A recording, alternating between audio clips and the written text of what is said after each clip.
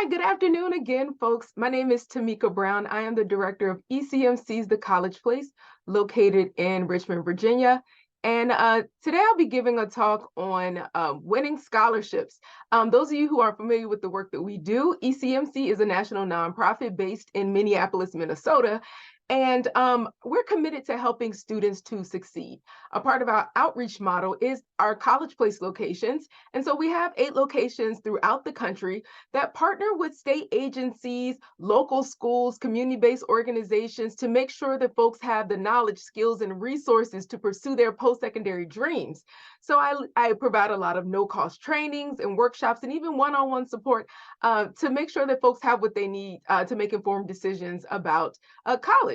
So today's talk is about winning scholarships. So we're going to talk about quite a few different things. This talk is being recorded. And after the talk, I will be sending out the link to the recording as well as the PowerPoint presentation. So no worries if you are trying to copy down everything. I will send that information out to everyone who has registered for this virtual workshop.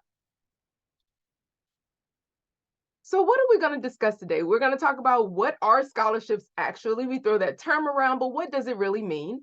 We're going to talk about the different types of scholarships that students may qualify for, where to find those scholarships, the different parts of the scholarship, and how to strengthen each area of the application to be as competitive as you can be for scholarship awarding organizations. And then we're going to wrap up with some tips on how to stay organized as you are keeping up with all the different scholarship applications, awards, information that you get in. So firstly, what are scholarships? Scholarships are money that is awarded by a school or organization, an individual even, to a student to help pay for educational expenses. Scholarships can be used to pay for private education for a kid in elementary school. It could be used to pay for an educational trip outside of the country. But in today's context, we're going to talk about scholarships that are used to pay for college, post-secondary education. There's so many different types of scholarships that can be awarded. They could be based on merit, which is a student's grades or athletic ability. Essentially, merit is a special skill that a student has. So some students are academically gifted, other students are athletically gifted, but all of those things count as merit. Next, it could be based on need, which is the family's ability to pay for college. Scholarships could be based on the student's career interests, their particular background. So maybe students from certain communities or even ethnic backgrounds may have specific scholarships. It could be based on the student's current, I said them out of order, but it could be based on the student's current career, a job that they're working now, colleges of interest. So there may be specific scholarships earmarked for certain colleges. And then some scholarships are really just based on luck. We give out a couple scholarships each year. And a requirement of our scholarship is that it has to be a random drawing. So we want to make it fair for everyone who's participating. And we know that there are a lot of scholarships that lean into different areas, but all of our scholarships are scholarships at college nights that are awarded at all the high schools in Virginia, as well as the scholarships that we offer via our listserv. It's all based on luck. Next, scholarship. One thing to remember about scholarships is that it's money that is not required to be repaid. There are different types of financial aid that is available to students. Scholarships is one of those areas that fall under free money, or gift aid is what we call it. The other form of free money is grants. Grants tend to come from government agencies. Scholarships tend to come from private entities that are awarding aid for various reasons. It's a major way in which students pay for education here in this country. A lot of students are heavily dependent on scholarships to pay their tuition and college-related expenses. And organizations and schools and programs that award scholarships, they tend to do so as a reward for hard work a student did in high school, hard work participating in volunteer opportunities. But it is a reward for hard work, but it's also recognition for the things that they expect the student to do in the future, the hope that they have for what the student is going to accomplish in the future. Where can you find scholarships? In a minute, I'll give you a listing of some of the more recommended scholarship listservs that we would recommend. But I would first start to say there are so many opportunities for students to access scholarships just in general. They can get it from any of the sources listed on the screen in front of you, but I particularly have it in this order, in a pyramid for a reason. A lot of students go directly to the top and apply to a lot of the national scholarships. Coca-Cola, Ron Brown, Jackie Robinson, the Gates scholarships. There are quite a few, and they're phenomenal scholarships. Don't get me wrong. They give students a lot of money. Many of them cover up to the student's terminal education. So that's if a student wants to be a doctor. Some of those programs will cover their bachelor's degree and medical school. But students have to think about their level of competitiveness in those scholarship pools. If the criteria for applying for a scholarship is to have a 3.0 and 200 volunteer hours. If you just have a 3.0 and you just have 200 volunteer hours, you may not be competitive in the applicant pool for a national scholarship. If you only have a little bit of time to commit to scholarship searches, the first tip I would say is spend some time actually organizing yourself. But if you only have just a little bit of time to commit to scholarships because you're doing high school graduation requirements, wrapping up those AP and dual enrollment courses, studying to take the SAT or the ACT for one last time, getting ready for homecoming and prom, and working a part-time job. We all know seniors tend to have a lot on their plates. And so because of all these things, you may not have a lot of time devoted to completing scholarship applications. So use the time that you do have available wisely. We encourage students to apply for scholarships that you have the greatest likelihood of winning. And where can you find those scholarships? At your high schools. There are organizations, even schools, local groups that are reaching out to the high schools to say, we want to award a scholarship to a graduating senior at Prince Edward High School, at Phoebus High School, at Freedom High School.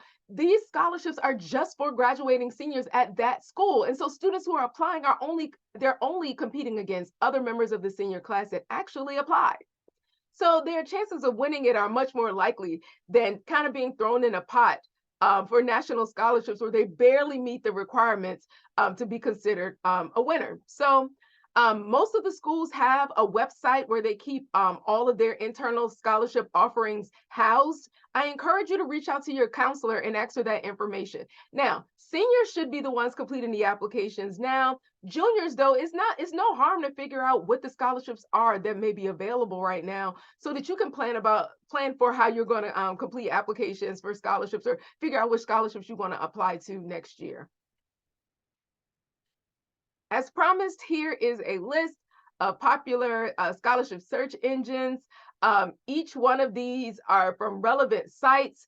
I'm not going to go through each and every one of them, but I will say ECMC, we partner with the Mainstay, which works closely with the National Scholarship Provider Association of America.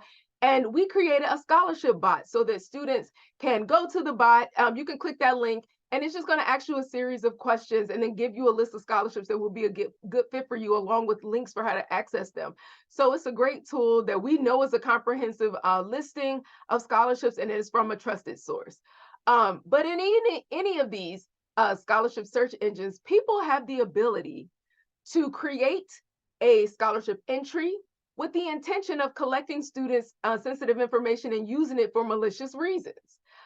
We know that it's not fair. We know that it's not okay, but unfortunately it happens. So we really want to make sure students are as prepared as possible, because you may encounter one of these characters when you are applying for scholarships. So just be cautious about the language that you're reading before you submit an application.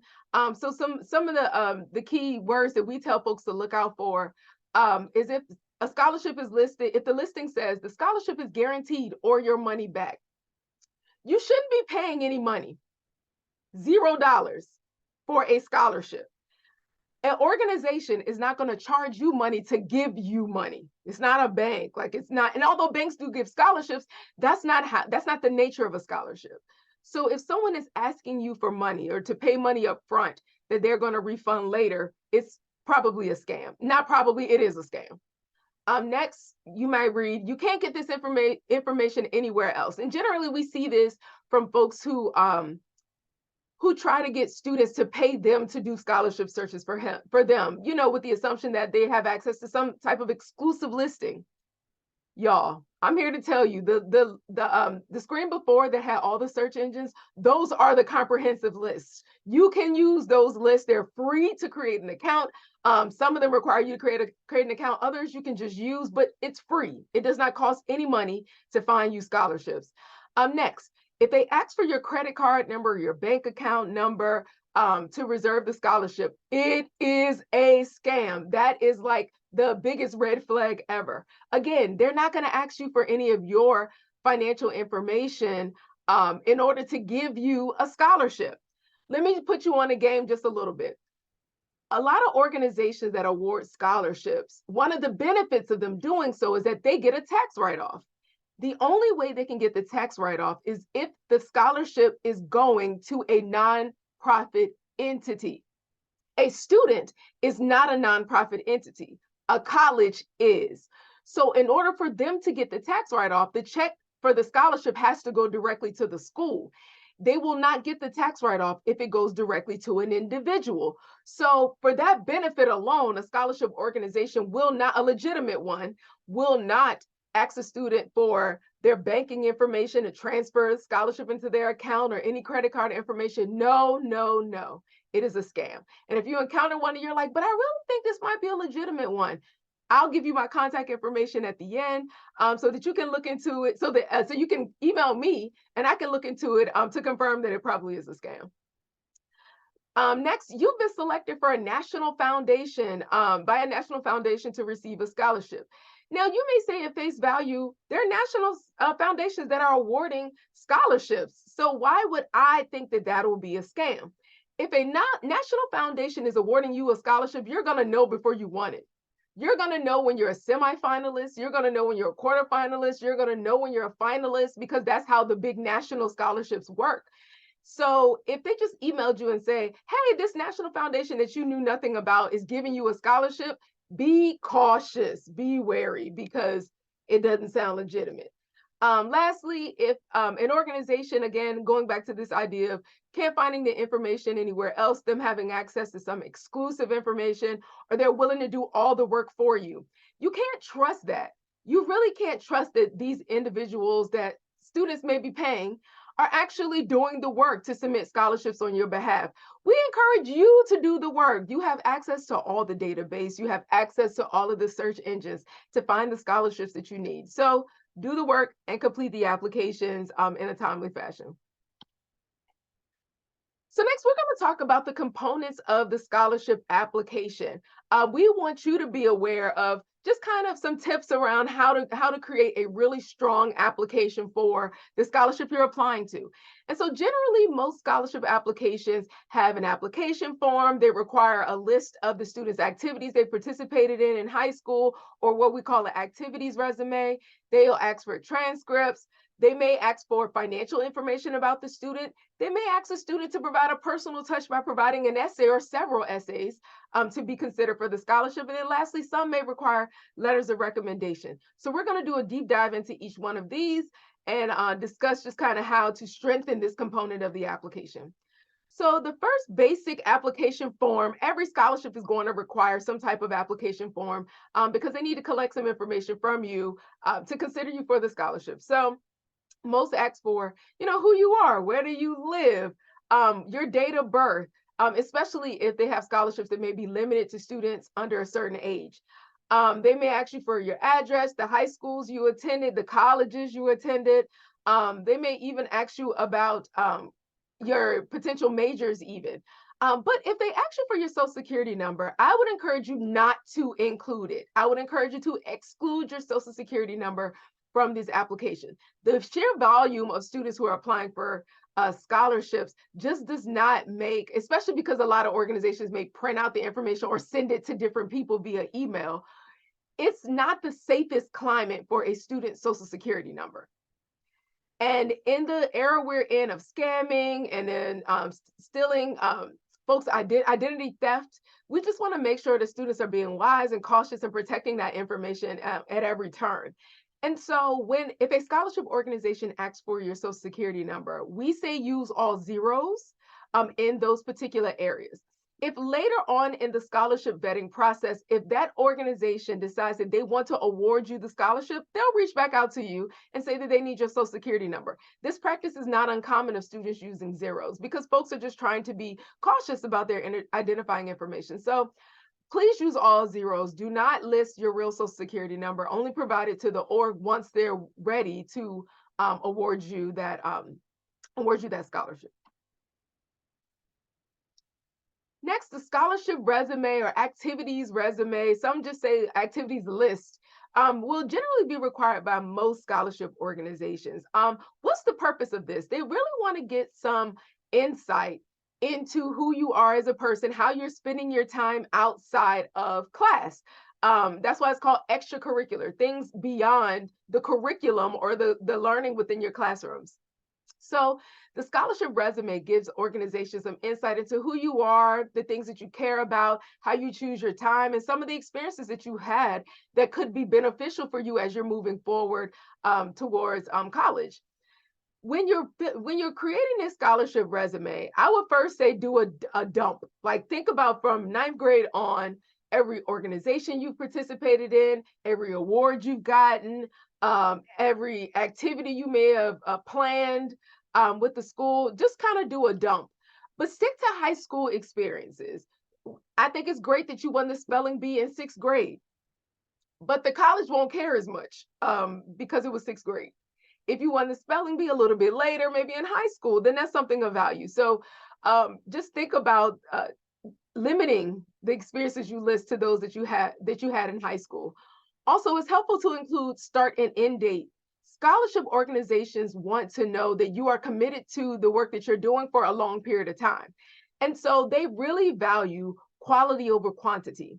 They would rather see you be active, just like with colleges, they would rather see you be active in 1 or 2 organizations or 1 and 2 activities over the course of 3 years than being a member of 9 different things only as a member, not taking on any responsibility or leadership in those roles. So the start and end date is necessary for them to have some sense of kind of your sense of responsibility and commitment to the things that you want to do.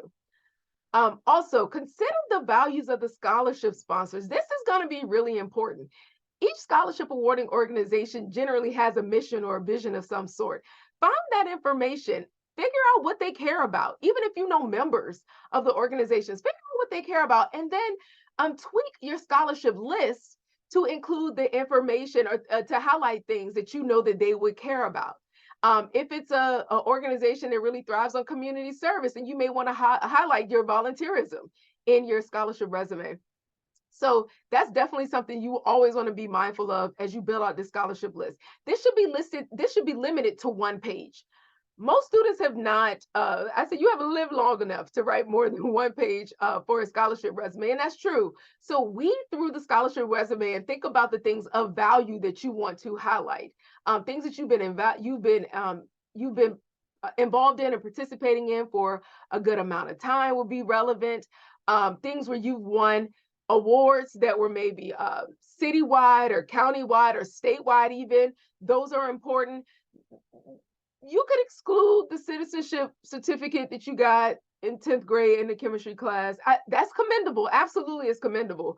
But the scholarship orgs may not care as much because they gave you a certificate for a class of 30 people. But if you want a citizenship award for your school district, then that speaks greater volumes to the scholarship awarding organization. Lastly, share your plans for after high school. They want to see how you've been using the time in high school.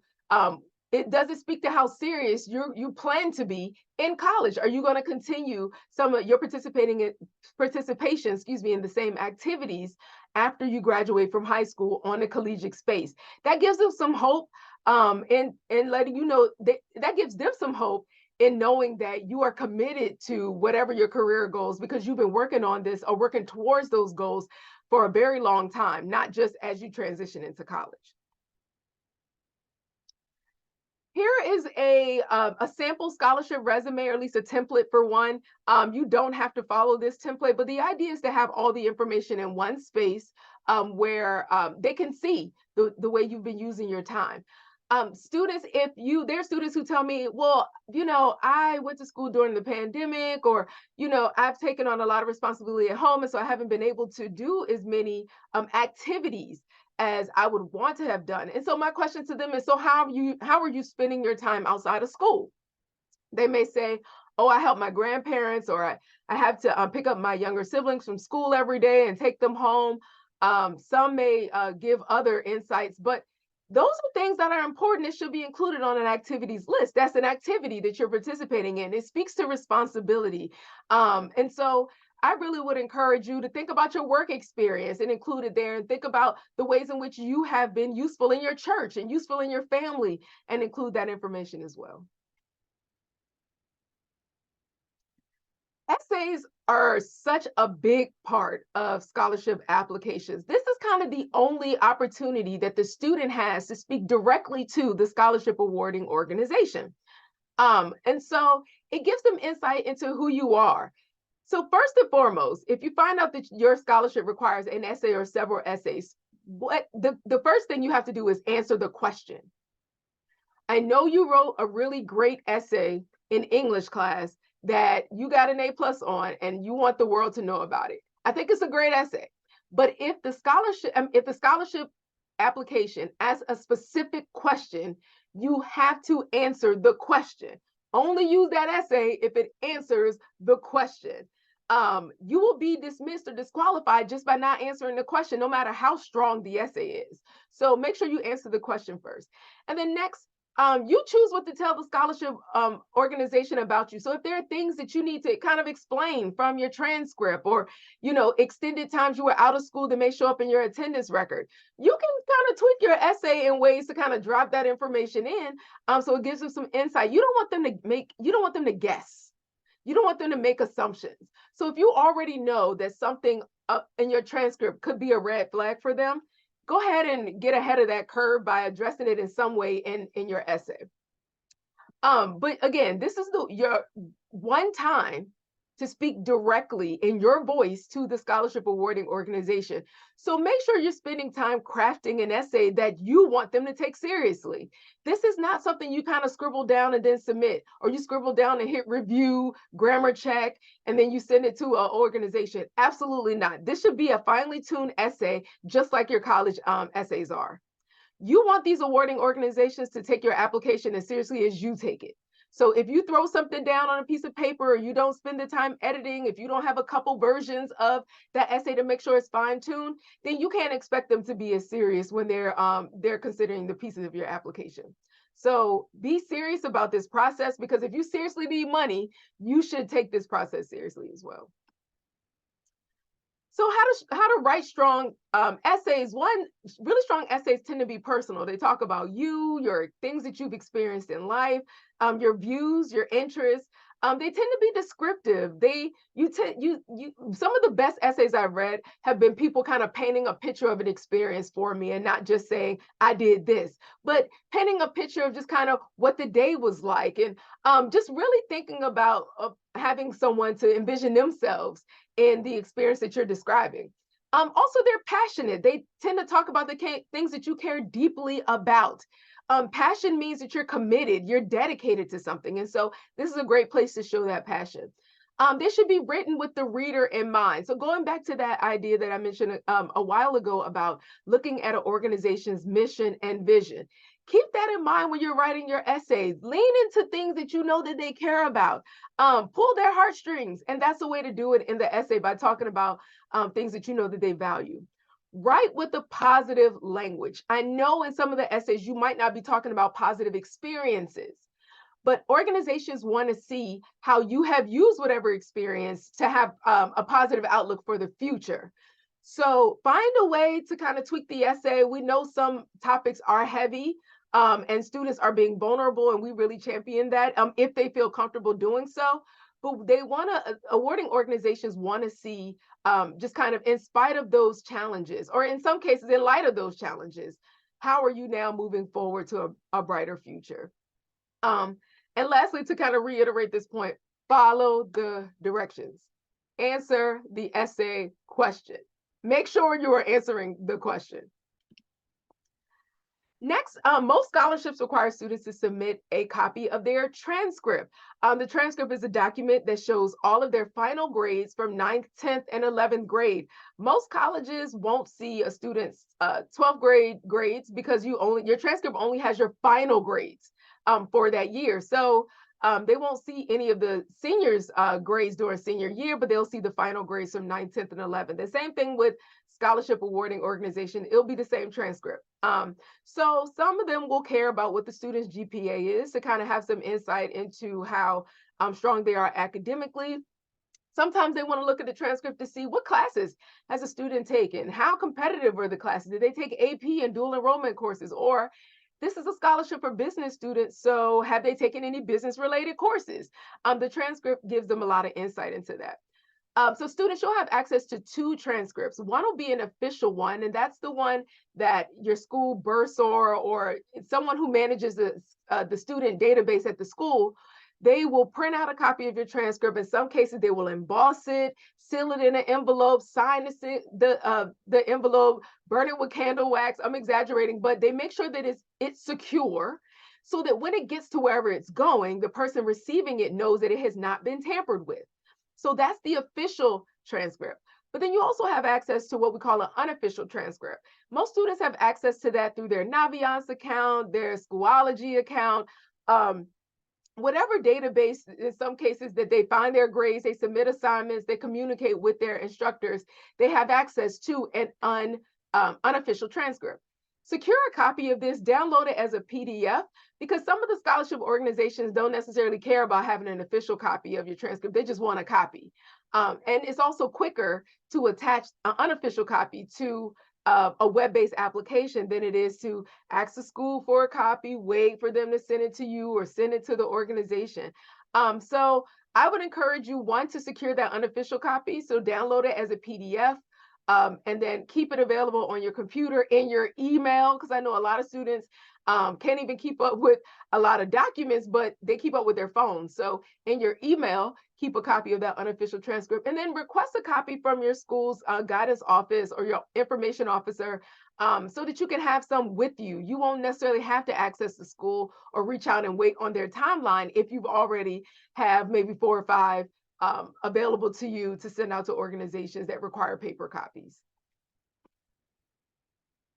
Next, we'll talk about letters of recommendation. Now, letters of recommendation are super important. I know you're probably saying, she's saying that all of these parts are super important, because each part is super important. And that's why we're taking the time doing a breakdown of how to strengthen each section, because it could be one small thing between you and another candidate, and they will choose that person because maybe they had a stronger letter of recommendation, or maybe this person had a more appealing essay. So I just want to make sure you are on to game and know how these organizations are looking at the actual scholarships. So a strong letter of recommendation comes first and foremost from people who know you well. People who know you well and can speak highly of you. Do not ask for a letter of recommendation from someone who does not know you. You might think that it'll look great to have a letter of recommendation from your mayor, from the governor, from the president of the United States. If anything, it speaks highly of them for taking the time to be able to write the letter. But if you have an intern with them, if they don't know you well, they can't speak to anything you've done. The letter of recommendation is another opportunity to learn about you. So they don't want to read information that they've already read from your transcript, already gathered from your activities list. I'm on a scholarship committee. And when I read some of the letters of recommendation, they really just tell me stuff that I already know. This kid comes to school every day. They're committed. They have strong grades. I think they'll be successful in the future. Well, I gathered that from reading the transcript. I'd rather you tell me about a time that the student, I'd rather the letter of recommendation tell me about a time where the student showed leadership, and don't just say they show leadership skills. Tell me, describe the experience to me where they showed leadership. Describe a time where they did something, they went above and beyond. Describe a time where they showed great citizenship. That's information that's helpful to us who are making scholarship decisions. So ask people who really know you to write strong letters of recommendation for you. To equip them with all the information they need to write a strong letter, I will provide them with a copy of your scholarship resume or your activities list, as well as information about the specific scholarship. You want them to be able to know what the mission and vision is of the org too, so that they can tweak that letter of recommendation to speak to those things as well. Again, this is another piece of your application that can really elevate you above the others. And so speaking of pulling on those heartstrings in the letter recommendation is encouraged for sure. Um, Give them ample time to complete the letter of recommendation. Senior year, poor teachers are getting pulled left and right. And letters of recommendations, they spend a lot of time doing, a lot of time. I was a high school history teacher, and at the beginning of the year, you want to provide the letter of recommendation, but you also know that it's going to be a daunting task because of the amount of seniors who are going to reach out to you. So give them ample time to get your letter done. I say give them a month before the due date.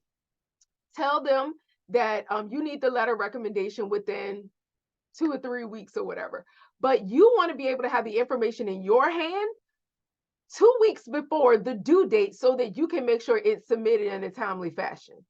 Also, write them a thank you note for actually giving their time to write the letter of recommendation, because as I mentioned, it is very time consuming. And for sure, let them know if you win. It gives us a little bit of motivation to kind of get through other letters of recommendation if we know that at least one of the students that we wrote a letter for were able to actually secure some funding from school. So it's motivating. And so definitely share that information. For scholarships that consider student need, which is the family's ability to pay for college, they may ask for the student's SAI or their financial information. The SAI is the Student Aid Index. It's the number that students receive after they submit their FAFSA that determines what financial aid they have access to. So some organizations that consider student need may ask for the student's SAI on the application. They may ask for a copy of the student's FAFSA submission summary, which is the document that's emailed to students when their FAFSA has been processed and submitted. But regardless, someone may ask for a copy of your FAFSA summary submission. If you have not completed the FAFSA and you're applying for scholarships, one, I would just encourage you to complete the FAFSA because it's just easier. But if not, you can provide these organizations with a copy of your parents' full 1040, or you could just complete the FAFSA and then they get the FAFSA summary submission. But if they require you to submit financial information, you got to provide some documentation one way or the other. But just a note about identity and identity theft. Make sure on your student aid report is what it used to be called, the FAFSA summary submission. If your social security number is there, block it out. The last 4 numbers usually are available. I would just block those out. That's not necessary for them to be able to see your SAI. And again, we want you to be as secure as possible. Thank you notes. Make sure that you thank the awarding organization if you find out that you have won a scholarship. Don't wait until you have received the scholarship, because you can't control that timeline. You can't control when the organization is going to mail the check. You can't control when the college is going to open the check. You can't control when the college is going to apply the check to your school bill. Unfortunately, there are some timelines where a student may not get a scholarship that was awarded their senior year until spring of their first year in college. You can't control that timeline, but what you can control is how you show gratitude. So as soon as you find out you won, I would send a thank you note expressing gratitude and keep them updated. If it's a renewable scholarship, of course, I would expect you to keep them updated from year to year about your progress in college. But even if it's not a renewable scholarship, I think you owe it to them just a bit to just kind of keep them informed about how school is going for you. In one case that I can remember in recent history, a student updated awarding organizations that gave him scholarships his freshman year. So he would thank them and send them updates every year. And the summer between his junior year in college and his senior year, they sent him a scholarship for $5,000. he had not applied for any additional money for them, but they were invested. And so they wanted to continue to help him cross that finish line as he graduated college. So that was a great story, but that may not necessarily happen to everyone. You should, though, want to keep them updated because they invested in your education. All right, the last section I'll focus on will be on how to stay organized in this process. Again, we recognize that students have a lot of responsibilities senior year, trying to keep up with college applications, the FAFSA, the CSS profile, and then all the various scholarship applications can be overwhelming. So we encourage you to create a document or create some type of spreadsheet where you're able to keep up with the pieces of the scholarship, and it can keep you on track for keeping up with all the different components and the due dates. So some information that may be helpful for you to know on this spreadsheet. And in a minute, I'll show you what ours look like. We have one available on our website and one in our opportunities books. But you can create one on Excel or on Google spreadsheets. We just want you to create a spreadsheet so you can be organized. So on that document, you should have the scholarship name, the sponsor's name, link to the application if it's web-based, the deadline for when the application is due. And generally, you want to give yourself a 2 to 4 week deadline ahead of time to make sure that you have all the pieces, the components of the application available. List the login information if it's web-based so you can keep up with the username and password you've created. There should be a column for each type of application requirement. So one for transcripts, one for letters of recommendation, essays. And so you're able to check which component is required for each of the scholarships that you're applying to. Also, keep up with the dollar amount if you know, because that may be helpful, and it certainly is a great motivator if you know how much an organization is awarding. Also, keep up with the payout schedule. Is it a one-time scholarship? Is it a renewable scholarship over 4 years? You want to keep up with that information. And lastly, people who could be good proofreaders for your essay or good eyes to look at all the pieces to make sure they're as polished as possible. It could be a relative, it could be a friend who's also applying to scholarships. It could be someone who's a member of the organizations that you're applying to because they're a member. They already know what the org is looking for. So they could be good folks to look at your application and help you to create the strongest application possible. Here is what our scholarship application tracker looks like. Again, as I mentioned, it's available on our website as well as in the opportunities books that many students throughout the state of Virginia already have.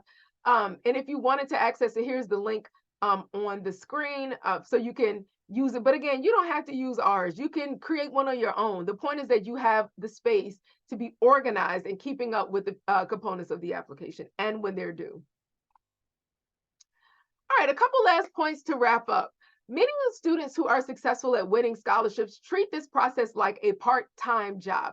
They use a system that they can keep up with. They schedule time that they're going to commit. So every Monday and Wednesday from 5 to 7:30, I'm going to commit to finding scholarships, searching for scholarships and applying for scholarships. They tend to use a scholarship tracker to stay organized with all the pieces of all the scholarships they're applying to. They spend time making sure they're writing a strong essay. So having different editions where they're editing over and over again, getting their English teacher to look at the essay to make sure that it's written in a way that is strong and really is compelling. They ask for help if they need it from the parents, from their counselors, even from the organization if you have questions that you believe that they can answer. But they are consistent with applying.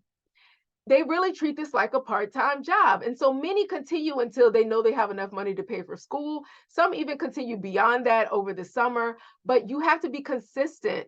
You'll never know which scholarship you're awarded until you actually are awarded them. And there may be a lot that you're like, I sent out so many applications and haven't heard anything back yet.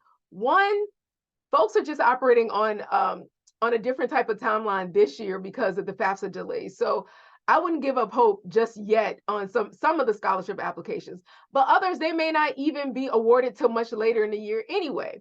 So I would just hold tight on making an assumption or judgment about winning them yet. Just get all the scholarships out, get all the applications out so that they can actually consider you for those awards.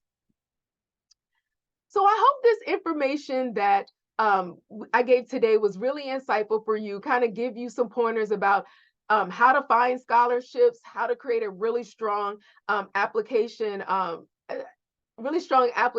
submit to the awarding organizations on your behalf. If ever you need support around preparing for college, around advice around scholarships. Now, I will say, I will not edit essays. I do not provide additional eyes for looking at scholarships. We support half of the state. And so it's really, we really don't have the capacity to provide that level of support.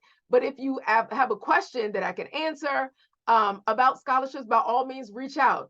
As I mentioned, everyone who registered for this talk will get the PDF as well as the recording. So you'll be able to access this and record it and play back parts that are useful to you. Again, we are a free service, so any support that we can offer you, by all means, please don't hesitate to reach out to us because we're free and everyone's favorite cost is free. So I will turn it over to if any of you have questions, the floor is open. Otherwise, if no one has questions, I'll hang out a little bit, but by all means, have a great rest of your evening and good luck in the scholarship season. When is scholarship season? When should you start applying for scholarships and when should you stop? Well, I can't even tell you when to stop, but I will say you should start applying at the top of senior year. There may be some scholarships available for underclassmen, so 9th, 10th, and 11th graders, but the vast majority of scholarships are earmarked for seniors. So I would use junior year to figure out what scholarships I want to apply for, and then use senior year to actually complete the scholarships, the scholarship applications. And only you can determine when to stop. I'd say keep applying until you get tired through the summer. Don't stop. If there's a scholarship available to apply for it, because you literally never know. But I would just encourage you to just keep going.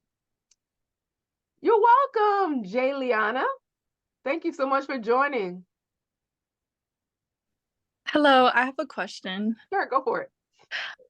So I had applied to a college and I know that for